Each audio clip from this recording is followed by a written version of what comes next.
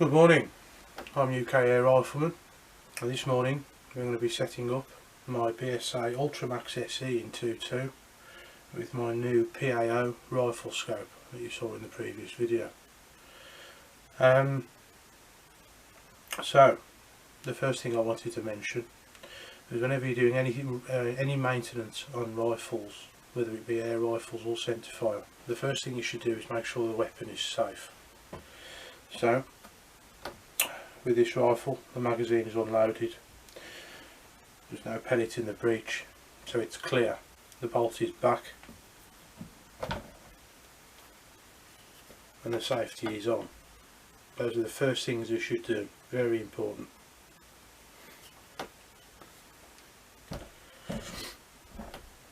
The rifle has been made naked. It used to have a Viper, MTC Viper, I'm not sure what the zoom levels are, but it was a 44mm objective. That's come off, and these are the mounts that came with it. They're a set of medium mounts, which provides the perfect height for the scope when you mount your cheek on there to be able to see through it. We're going to leave those on, so it's not quite naked. It's got a Hug-It silencer, the short one. It's a carbine rifle with a full-size sporter stock. It's got a clever design from BSA. It's the Scorpion stock but with the Ultra action. Lovely bit of kit in a camouflage stock. I use this mainly for shooting squirrels. So we're going to put the scope on, and the best way to go about that is to leave the rings off for now. Just pop it in as it is. Flip the caps up, you have to be very careful with this bit. Bring it up to your shoulder, keeping it level so the scope doesn't fall off the gun. Doesn't matter whether the scope's level or not. Just close your eyes, pop your cheek so that you're nice and comfortable and nothing's strained, and then open your eye. And if you've got a full sight picture and the reticle's in focus, that's absolutely spot on. Now I don't need to actually do any adjustment with that. So we're going to go ahead. I want to move this mount slightly more forward, which we'll do in the next cut. That mount's going to stay where it is. I need some space there to be able to mount a lamp. And I need some space here to mount the camera so that you guys can see what I'm shooting at. So we'll put those down. We don't need that now. We don't need to be able to look through it. The great thing about this scope is it comes with an anti-cant bubble. And I've also got a little miniature spirit level, which I'm going to pop under there on the rail. And then you just adjust the rifle so that's level, and then you adjust the scope so that that's level, and then tighten down the rings. We'll do that in the next bit. Okay, so we've moved this forward slightly. Quite an easy job to do. No need to show you how to do that really. So we're going to go ahead and tighten that, and it does need to be very tight. Let's move the spirit level out of the way a sec.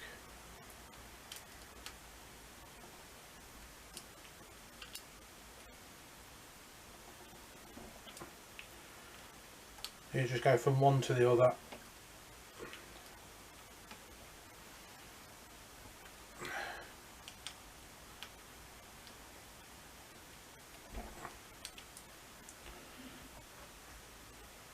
I think that'll do it. Alright, I've also gone ahead and done this ring here and just rested that one on. So you go and get your spirit level and you pop it on your rail.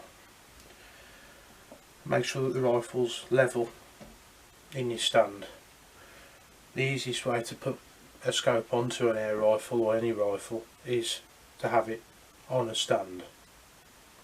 You won't be able to do it properly otherwise. And the scope looks pretty much spot on as well. So what we're going to go and do is we put these in fairly loosely. We just put them in to the point where they gently come to a stop. diagonally.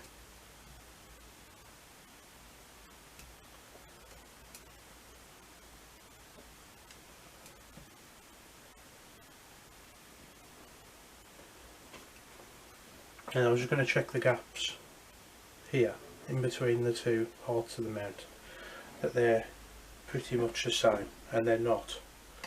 So these back ones need loosening off ever so slightly, and then these front ones, or front to me, need tightening down ever so slightly again.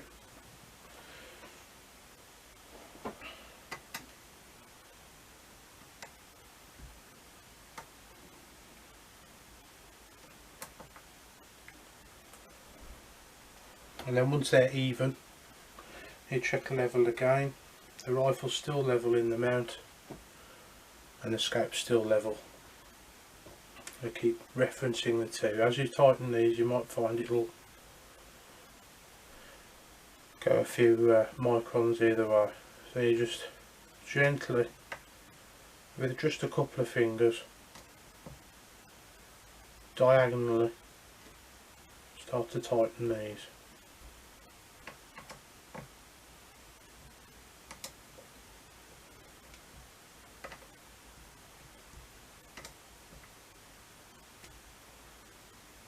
And then with the full hand, quarter turn,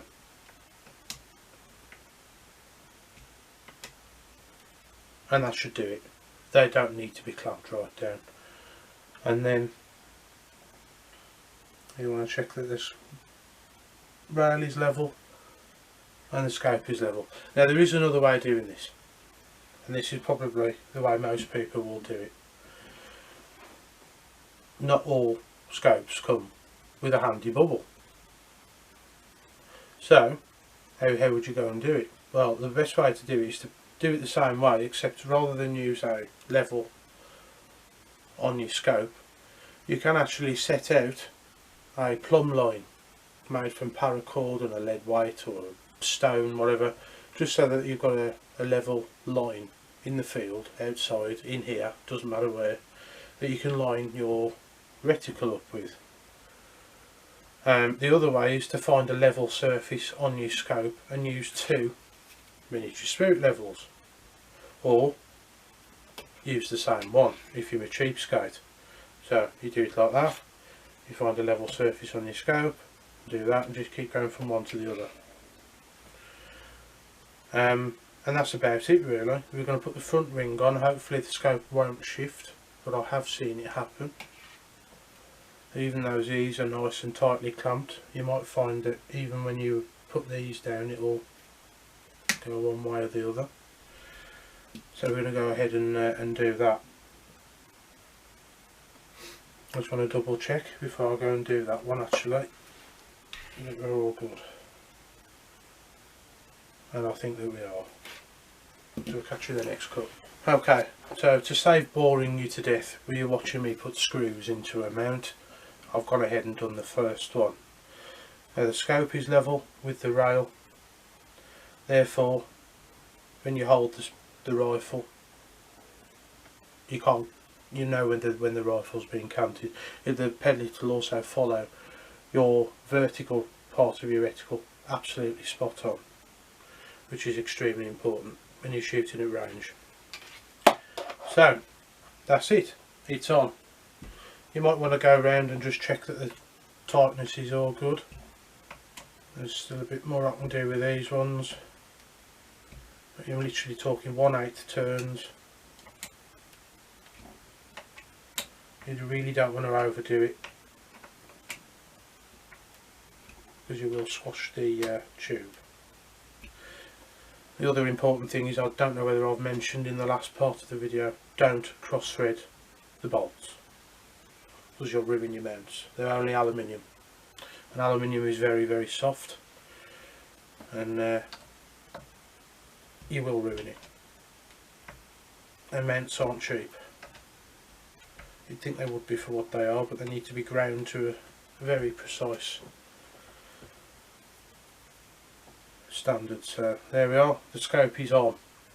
And the next thing we're going to go and do, I have got a sunshade that came with it. I didn't mention in the first video where we reviewed the scope, it comes with a sunshade as well, but I'm not going to fit it on this one. I haven't fitted it on the other rifle either. It's quite a long scope, it's nearly 15 inches long, or just over. But what I am going to do is I'm going to fit the battery, so we've got an illuminated reticle. And that's easy, you just pop the cap off the side there, pop the battery in the right way around, and away you go. The battery's over here.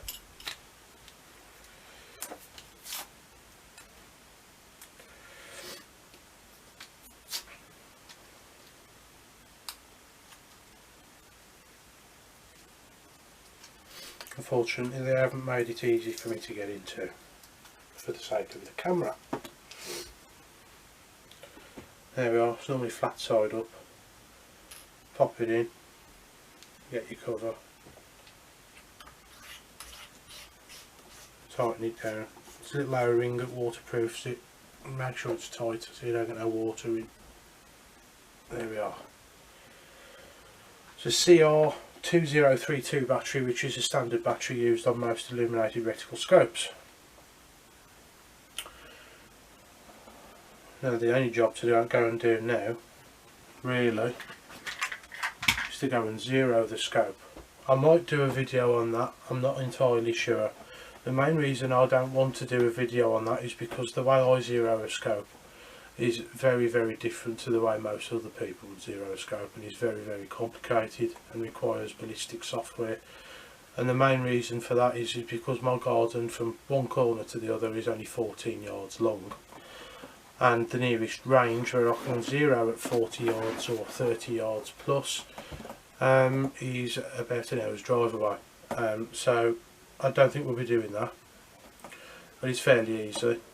What I do is I zero at 14 yards and then I adjust it a few clicks up or down so that it is actually zeroed at a much further range, using the software to guesstimate it.